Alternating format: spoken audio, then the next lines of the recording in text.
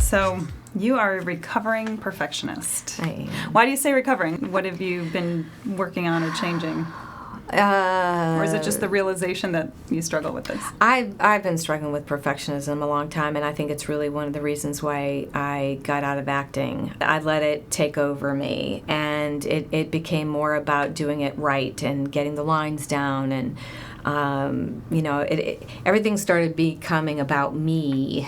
And I think as a perfectionist, you can't be an actor and be a perfectionist in here. And I've recently started an improv class just for me to be able to be in the moment and be, listening and play and, take the pressure off myself of having to do everything perfectly. And realizing, which is the part I love about it, is that it's about the ensemble, it's about the group. Right. But yeah, I think perfectionism will kill an actor, and it takes the joy out of it for sure. And why do this if it's not joyful? Because it's so difficult. Right. Do you struggle with that in your personal life as well, not just in acting? Yes. Yeah. And I've been exploring just some different avenues that will help me let go of that. I think, the biggest thing that I'm learning right now is just to accept what is and not have expectations, which I think is another thing for actors. It's like just, live day to day, do what you can. Don't be working towards the results of things, including in a scene, including your career in general, because there's no guarantee of anything. But if we're not enjoying every single day of what we're doing and we're worried all the time, which I am a big worrier, which is another thing, is not good. And that's all about trusting and knowing that you are where you're supposed to be. How long have you struggled with this, with just being perfectionistic? I would say it's been, as long as I can remember, but for sure at least 28, 29 years that I can definitively say. So what are you doing to deal with it? I mean, I struggle with this too, and I'm very perfectionistic, and I know that can be alienating too to people, to people around you. But at the same time, I'm sure you probably have felt this way, that you just feel this drive in you to have it be as good as it can be, or have it be a certain way, even if that's not attainable. So how do you deal with that? I listened to this great podcast a couple weeks ago. Michael Hyatt, who Misty at Houghton actually introduced me to him, because we're always trying to learn more about how we can be more organized and all that stuff. So he had a podcast on perfectionism, and he actually said that don't confuse excellence with perfectionism. And I was like, oh, that's very helpful. Yes. That's very helpful. For me, it's growing in a spiritual practice that I have, and realizing that a lot of what I'm hanging on to is to protect myself. So I'm still dealing with childhood issues after all these years. Go figure. But looking back at why is this so important to me? So these 6 months or so that I've been away from Atlanta Models and Talent, I've been able to focus a little bit more on myself, so I can try to get rid of some of that stuff, or at least understand it and move through it. And a lot of it has to do with, back when I was a little kid, I remember in kindergarten having an event that I can still remember extremely well, and feeling like, oh my gosh, I'm on the spot, and I dropped my play money all over the floor. And it was, so who cares? You're a kindergarten kid who dropped money. But for whatever reason, I was on the spot, and I remember what that felt like. So right now, I think a lot of, as actors too, we have to try to work through healing some of those wounds that we had, even though a lot of it we can use in the acting. But still, if it's preventing you from moving forward healthily in your life and in your career, then I think it's something to look at. So that's what I've been doing. I think that's so interesting, because from an actor's perspective, and maybe as from the perspective of somebody who has her own set of insecurities, I've always kind of looked at the professionals in the industry, the agencies, the casting directors, and they usually seem like they really have their stuff together, but I don't know them all personally, obviously, Right. so I don't know what their, challenges are, their insecurities are. And so you just kind of have this vision of, you're Susan from AMT, and now you've opened this great consulting business, and you've just got it all going on, and you're a human being, and we all need to remember that about each other. Yes. It's and I don't know why, it's like it's hard to remember that sometimes. No, I get it. And that's what I think, if we remember that, the human connection, number one, is really important, and that truthfully, for the most part, other people want all of us to succeed. Yes. Whether it's, being on stage, they want to believe who your character is, watching you on film. If you're walking into a casting director, the casting director wants you to be the one because they want to find who Right. they need. Then they're done. I don't know, I just think it's been really important to remember that we really are all the same. Yeah. There's some people obviously that probably don't struggle with insecurities, but I think most of us do. Yeah, I agree. Yeah.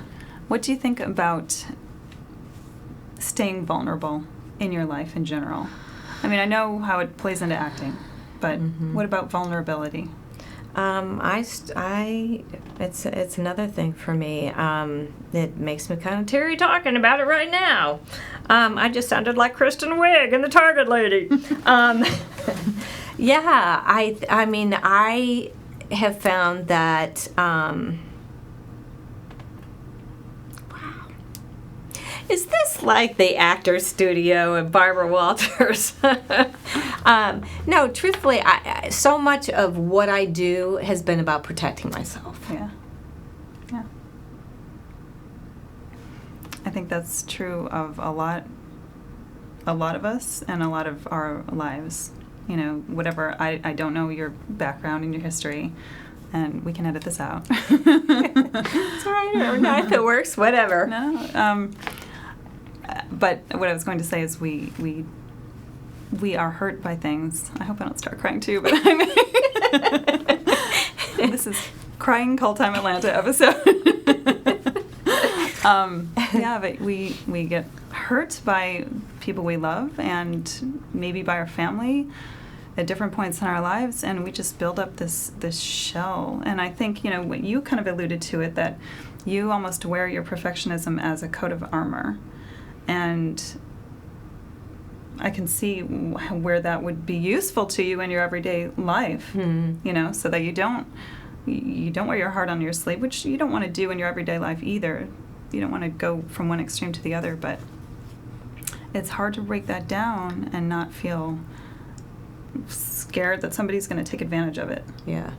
But so much of connecting to humans, is obviously without that armor. Yeah. And so, with acting, with life, and that's what I'm learning about myself, is to open up. Do you feel like being on your own and having your own business is helping that, or maybe even hindering that a little bit? No, I think it's helping it, actually, because I'm working hard to remain open and to to not have the self-doubts and all that kind of stuff, and being honest about where I am with it. And so it's so funny because people have always said, oh, you look like you got your stuff together, and I'm like, oh, that's... I remember in acting class that one of my teachers said, you come in with a big chip on your shoulder.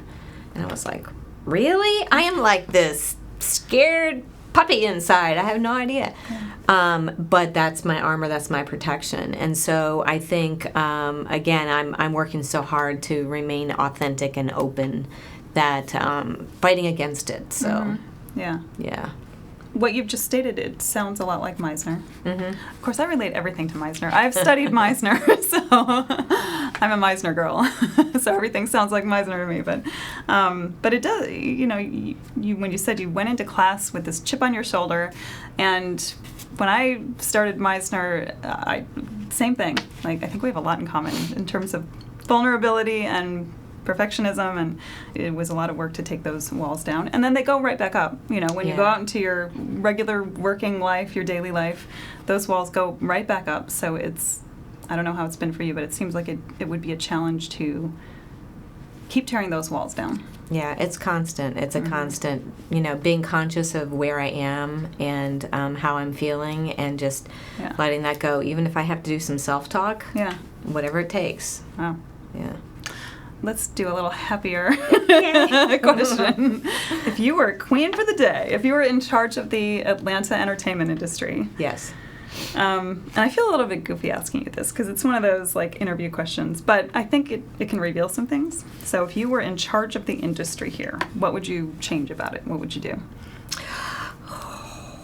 I would definitely change that casting directors actually would see actors in person. I think I think that's really been a shame. For many reasons and on many levels. And I can't imagine that the process of casting is as much fun as it used to be when you're just looking at tapes and not getting to know new talent and going with who they know and all of that. So that would be probably the biggest thing. And also allowing the actors to, the people who are ready to audition for these larger roles. And I would insist upon it. And truthfully, there's no reason why it can't be happening right now. Yeah. There's no reason. Can I put you on tape for this? Sure. Can I send that in? Sure. Oh my gosh, she's amazing. Let's hire her. Right. We'll save ourselves thousands of dollars. Yeah. Go figure. So those would be the two biggest things. All right. I'm going to put you in charge so that we can make these changes. How did you go from advertising? You mentioned advertising earlier. Did you do advertising in school, or was it that was your early career? I did, yes. I had an advertising degree, and because I didn't have to take like chemistry or physics or anything like that, so it was creative. Right. And then I wound up working in advertising at various agencies for I think it was the first 8 years. When I was in Orlando, I saw the movie Parenthood being filmed right next to my best friend's house, and I woke up this one particular morning. I stayed over at her house because we knew they were going to film there the next day, and I saw all the honey wagons on the street, and I was just like, this is really cool. And then I watched like Steve Martin and Rick Moranis walking in and out, and I don't know, something clicked with me, and I was like, I really want to do this. And so I had been working for 7 years at this one agency, and I just felt like, oh, I think it's time for me to do something different. So I did. And when I was younger, I again had a lot less fear than I have now. I lived in Orlando, and I moved down to South Florida because there was more work down there, and started working in craft service, which was not a very easy job, on a commercial. And a guy that was working on, he was a grip, was going to work on a TV show the next day, and I said, well, wow, can you take me with you? Can you help me get a job? And he said, no, just come with me to the set. And I'm like, okay. And so I walked up to the first person who had a headset on. I had no idea what they did. And I'm just like, hey, I'm Susan Fronsoe, and I'd love to PA for the day for free. Will you, let me in? She's like, sure, go work in extras casting. Wow, so nice. I did, and that was BL Striker, which was a Burt Reynolds show many years ago. And then I was hired on for the whole season just by asking. Yeah. You offered to do a day for free, and they saw that you were great, so okay. Good for you. Yeah, it was fun. Yeah.